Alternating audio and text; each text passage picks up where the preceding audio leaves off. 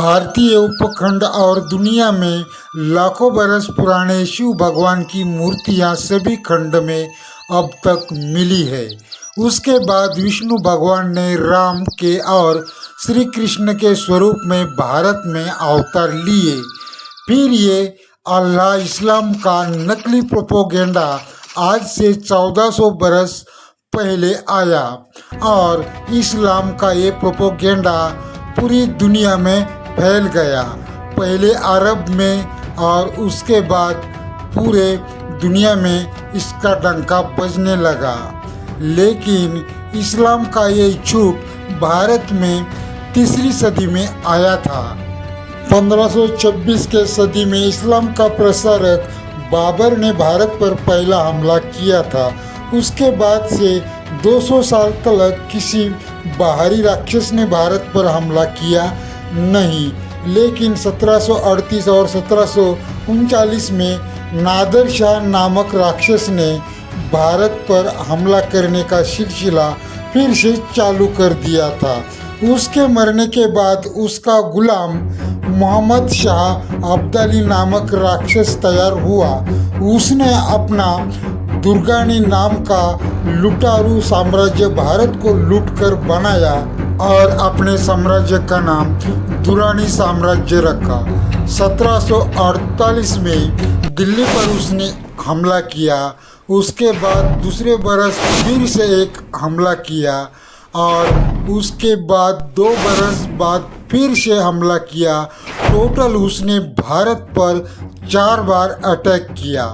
4 बार हमला करके उसने भारत को पूरी तरह से लूटना चाहा। इसका एक ही मकसद था कि इस्लाम को आगे बढ़ाना और भारत को पूरी तरह से बर्बाद करना, भारत को पूरी तरह से लूटना, यही उसका मतलब था। भारत जैसा क्या उसके ही अल्लाह के बाप का है, तो पूरी तरह से वो भारत को लूटना चाहता था। उसी समय अभी के पाकिस्तान में इस्लाम का प्रचार प्रसार करने के लिए 2 राक्षस बैठे थे। एक का नाम था मुल्तान और दूसरे का नाम था मुगल गुंडा। तो उनका भी राज्य दुर्रानी ने छीन लिया था। ये मुल्तान और मुगल ने मराठों को लाहौर और पेशावर पर हमला करने के लिए बुलाया था। मराठे तो भारत के हैं, शिव राम कृष्ण के भक्त है, तो भारत में उनका और सनातनियों का अधिकार है। पर मराठों की नज़र थी और दुर्गानी की भी। वैसे में दुर्गानी का कोई भी पंजाब से मतलब नहीं, क्योंकि वो एक विदेशी आक्रांता था। उस समय मराठों के 5 बड़े राजवंश थे। पुणे में पेशवा थे, नागपुर में भोसले, बड़ौदा में गायकवाड़, इंदौर में होलकर और उज्जैन में सिंधिया थे। सेनापति मल्हार राव होलकर और पंजाब के सिखों ने मिलकर अपनी सेना पहले लाहौर में उतारी। लाहौर से दुर्गानी के सेना को उन्होंने भगा दिया। मराठों की लड़ने की रणनीति कुछ अलग ही थी। उसके बाद 1758 में पेशावर का युद्ध हुआ।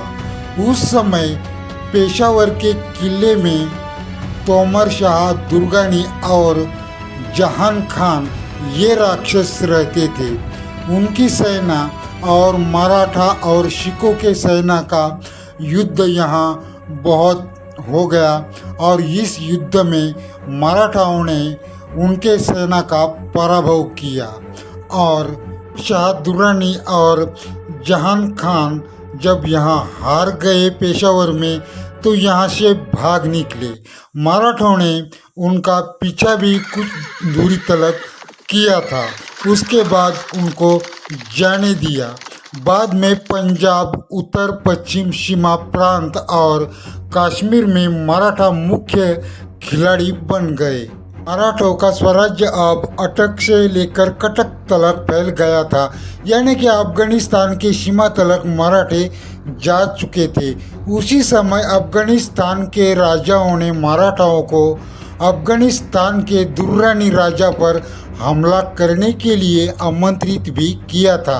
लेकिन बारिश के कारण और कुछ नैसर्गिक कारणों की वजह से मराठे और सिखों की सेना आगे नहीं जा पाई।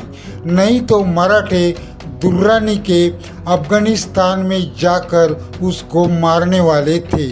मराठों को आगे न बढ़ने का परिणाम बाद में पानीपत की लड़ाई में मराठों को ये भुगतान करना पड़ा। 1858 में अफगान राजाओं ने मराठाओं को दुर्रानी के खिलाफ आमंत्रित किया था। अगर मराठे अफगानिस्तान में जाते तो दुर्रानी के खिलाफ जीतते भी, क्योंकि अफगानिस्तान के राजा भी मराठों के साथ थे और सिख भी मराठों के साथ थे। राजपूत राजा भी कुछ हद तक मराठों के साथ थे और भारत में मराठों की सत्ता बहुत बड़ी थी। बहुत बड़ी एरिया मराठों ने ले ली थी और मराठों के साथ उस समय सैन्य भी बहुत बड़े थे। उसी समय मराठे और सिख मिलकर अफगानिस्तान के राजाओं के कहने से अफगानिस्तान में जाकर दुर्रानी को हराते तो फिर पानीपत का युद्ध भी नहीं होता और अंग्रेज भी भारत पर 200 साल तक राज्य नहीं करते और केवल सनातन लोगों का भारत पर राज्य होता और मंदिरें भी नहीं टूटती, नरसंहार भी नहीं होता, सब कुछ ठीक होता। लेकिन ऐसा कुछ हुआ नहीं और बाद में पानीपत का युद्ध हुआ और उसमें से मराठों का साथ बहुत सारे हिंदू राजाओं ने नहीं दिया। उसके कारण मराठों की हार हुई। मराठों की हार होने के बाद मराठों को संवरने के लिए 10 साल लगे और उसी 10 साल में अंग्रेज़ों ने बाजी मारी और अंग्रेज़ों ने सत्ता पा ली।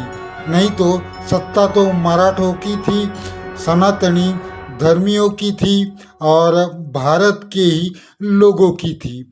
धन्यवाद दोस्तों। ये वीडियो कैसा लगा चैनल को सब्सक्राइब करना, लाइक करना। नमस्कार।